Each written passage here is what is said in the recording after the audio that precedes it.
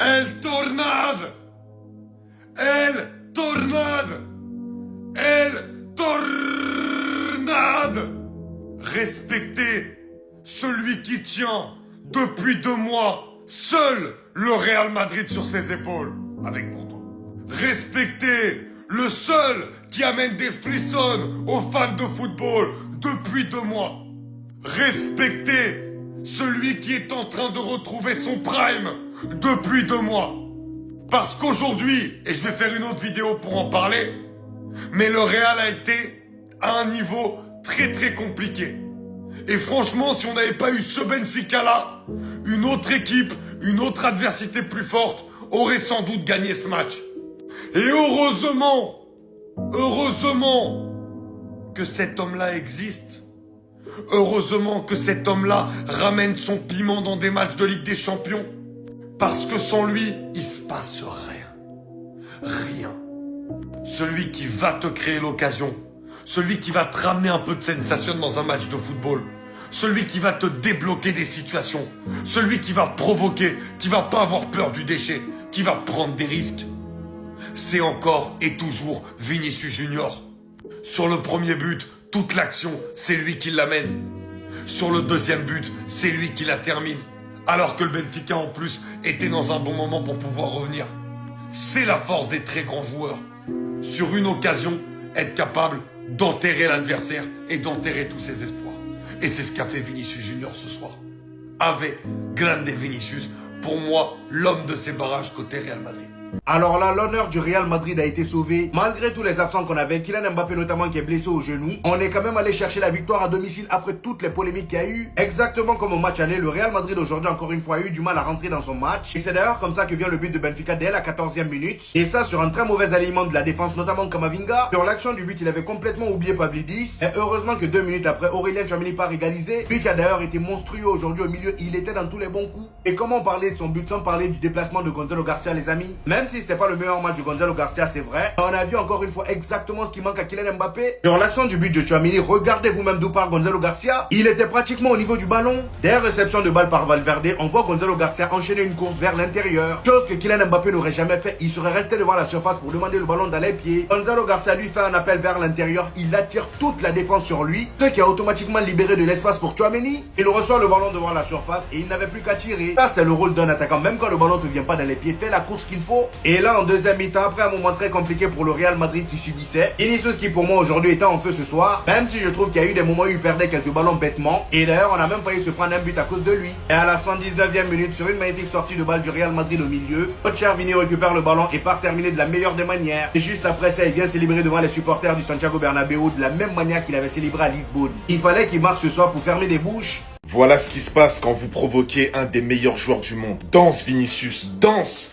Danse, rigole, profite de jouer au football. Fais-toi plaisir sur le terrain comme t'as l'habitude de faire. Aujourd'hui, buteur, il qualifie son équipe. Et comment vous dire que, encore une fois, cette saison, Vinicius a brillé ce soir. Alors c'est simple, Vinicius sur ses 5 derniers matchs, c'est but, doublé, but. L'ailier brésilien a marqué au moins une fois lors de ses 5 derniers matchs. Il y a un truc qui est clair avec ce joueur, moi je viens de le comprendre ce soir. Certes, il y a peut-être des périodes où il régresse, il devient pas bon, voire des fois il est nul, mais il sera jamais nul tout le temps. Alors oui, le Vinicius actuel, il est moins fort que le Vinicius 2023-2024. Et parfois, quand il décide de revenir à son meilleur niveau, tu peux pas l'arrêter. Et là, en ce moment, je vais pas dire qu'il a retrouvé son meilleur niveau, mais c'est un très très gros Vinicius qu'on est en train de voir. C'est un Vinicius impliqué, un Vinicius content d'être sur le terrain, un Vinicius motivé, un Vinicius qui redevient décisif comme avant. Il y a eu une période où il marquait plus, où il faisait plus de passes D. Là, sur les 5 derniers matchs et sur les derniers mois, il est clairement de retour. Et moi, je vous le dis, quand il est dans cette forme-là, Vini, c'est le joueur le plus dangereux du Real Madrid.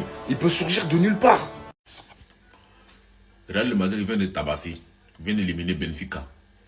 Mais avant de revenir sur ça, il y a des équipes qui sont vraiment inutiles dans cette Ligue des Champions.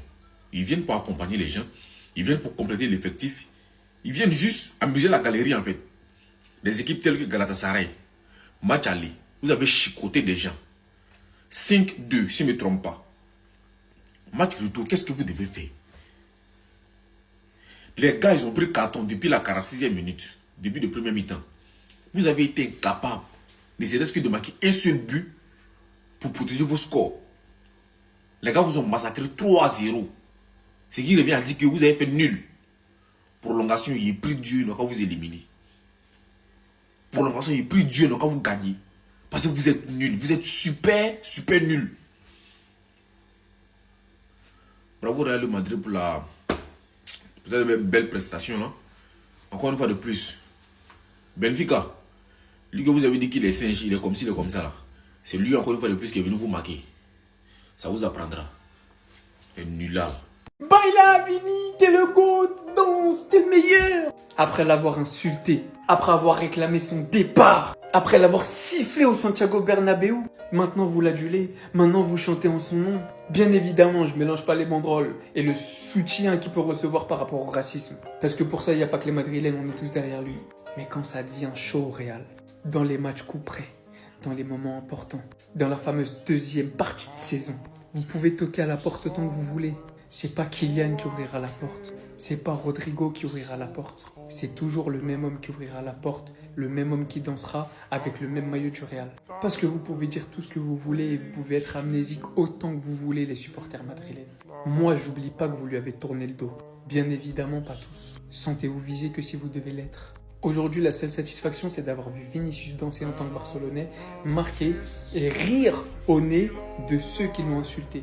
Mais vous voyez ce joueur qui n'a cessé de montrer son amour au club, en montrant le logo et surtout par ses performances, en se mettant toujours au service du collectif, toujours. Vous l'avez lâchement abandonné. Et aujourd'hui, que les choses deviennent tendues dans la saison.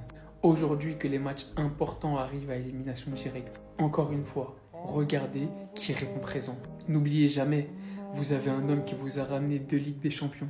Ces fameuses Ligues des Champions dont vous nous parlez à longueur de journée. Si vous en avez 15 et pas 13, c'est grâce à lui.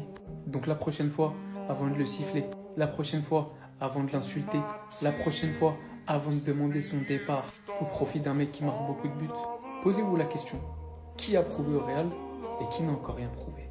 Moi c'est bon, j'en ai marre, ça me les brise. J'en peux plus. Tous les ans, c'est la même chose. Défense, même si c'est ce qu'il fait chaque match. Mais en remportant des points à lui tout seul, en réussissant à qualifier le Real en Ligue des Champions, il fait croire aux gens que le Real est bon.